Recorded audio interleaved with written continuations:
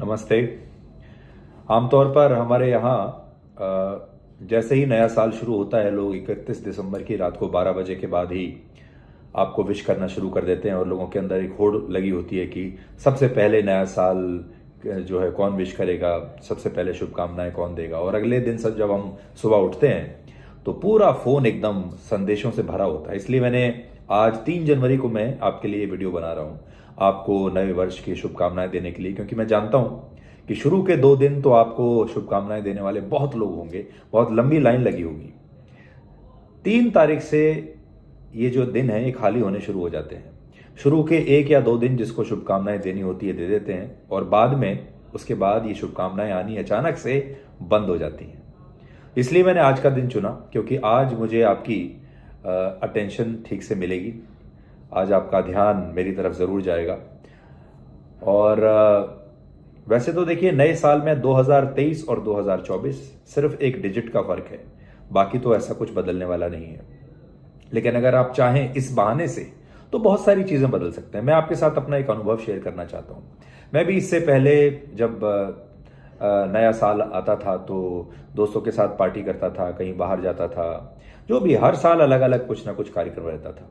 लेकिन इस बार मैंने ऐसा सोचा कि क्यों ना वापस अपने रिश्तों की तरफ जाएं, क्यों ना वापस जिन चीज़ों को हम छोड़ चुके हैं, जो असली चीज़ें हैं हमारे जीवन की, उनकी तरफ जाएं, जो हमारे सबसे मजबूत रिश्ते हैं उनकी तरफ जाएं। तो मैंने 2 काम किए। एक, 31 दिसंबर का दिन मैंने अपने स्कूल में बिताया और उस दिन मैं अपने स्कूल के जूनियर्स से, सीनियर्स से मिला और मेरे जो उस ज़माने के जो टीचर्स थे उनसे मिला।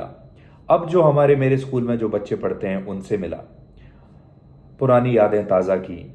सबको मैंने, अपने जितने भी टीचर्स थे सबको दिल से धन्यवाद दिया और कहा कि मैं बहुत शुक्रगुजार हूं आपका कि आपने मेरे ऊपर इतनी मेहनत की।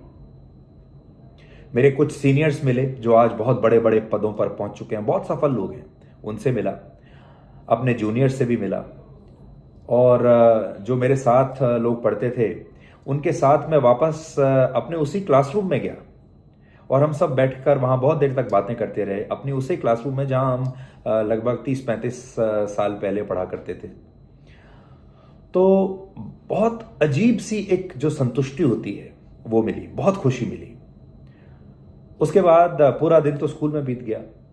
फिर मैंने शाम को, मतलब जिसको आप 31 पर न्यू ईयर्स ईव जिसे कहते हैं, वो मैंने शाम अपनी माता पिता के साथ बिताई। और मैं कहीं नहीं गया, हम लोग घर पे ही थे। मूंगफली निकाल ली, रेवड़ी निकाल ली, गुड़ निकाल लिया। और पुराने ज़माने में मुझे याद है जब मैं बच्चा था या जब बड़ा भी हो रहा था तो घर में नया साल ऐसे ही मनता था। हम लोग रज़ाई में बैठ जाते थे, मूंगफली और रेवड़ियाँ निकाल लेते थे। दूरदर्शन पर उस समय स्पेशल प्रोग्राम आया करता था नए साल का, और ये देखते देखते हम नए साल में प्रवेश कर जाते थे और मुझे लगा कि वो सबसे अच्छा था। तो वापस मैं उसी दौर में आया, वापस उसी युग में आया। तो मेरी 2023 के आखिरी दिन की जो 2 सबसे बड़ी उपलब्धियां हैं वो यही हैं। एक, अपने स्कूल जाना, अपने पुराने दोस्तों से, अपने अध्यापकों से मिलना। दूसरा, अपने माता पिता के साथ, फैमिली के साथ घर में बैठकर बहुत ही सिंपल तरीके से नए वर्ष का स्वागत करना। और आपसे भी मैं यही कहूँगा, पैसे का ज़माना है, पैसे से आप कहते हैं आज आप कुछ भी खरीद सकते हैं, चकाचौंध खरीद सकते हैं, बढ़िया गाड़ी में बैठकर किसी जगह वेकेशन पर जा सकते हैं, विदेश जा सकते हैं, वहाँ से आप रील्स बना सकते हैं, फ़ोटो डाल सकते हैं। लोग आपसे ईर्ष्या करेंगे कि देखिए आप कितनी अच्छी जगह पर वेकेशन के लिए गए हैं। और या दिल्ली में, मुंबई में किसी भी मेट्रो में किसी बहुत अच्छी जगह जाकर खाना खा सकते हैं, पहाड़ों पर जा सकते हैं। लेकिन जो आनंद घर में अपने परिवार के साथ है और उनके साथ अनडिवाइडेड अटेंशन के साथ है, वो आनंद कहीं भी नहीं है।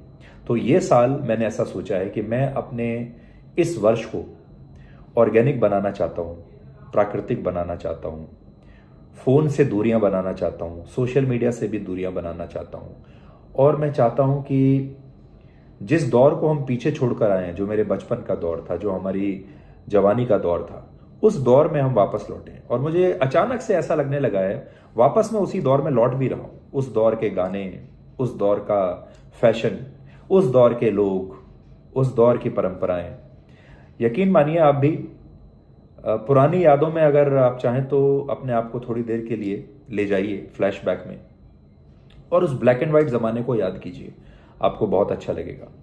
बाकी तो ज्ञान देने वाले लोग यहाँ बहुत हैं ही।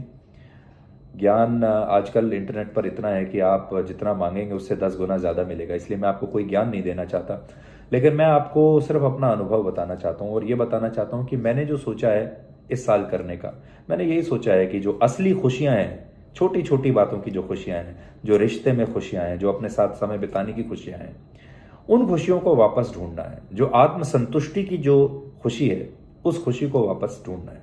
आप चाहें तो आप अपने साथ भी ऐसा कर सकते हैं। तो आप सबको बहुत बहुत शुभकामनाएं नए साल की। आपने जो भी सपने देखे हैं वो आपके पूरे हों। और हम लोग जैसे ही नया साल आता है तो किसी चमत्कार की उम्मीद करने लगते हैं, हमें लगता है कि सब कुछ बदल जाएगा। लोग ज्योतिषियों के पास जाने लगते हैं, लोग अपना हॉरोस्कोप दिखाने लगते हैं कि ये नया वर्ष मेरे लिए कैसे होगा। लेकिन मैंने हमेशा से यही माना है कि नए वर्ष पर सिर्फ एक डिजिट बदलती है।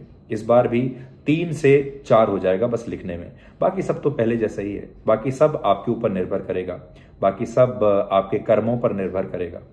इसलिए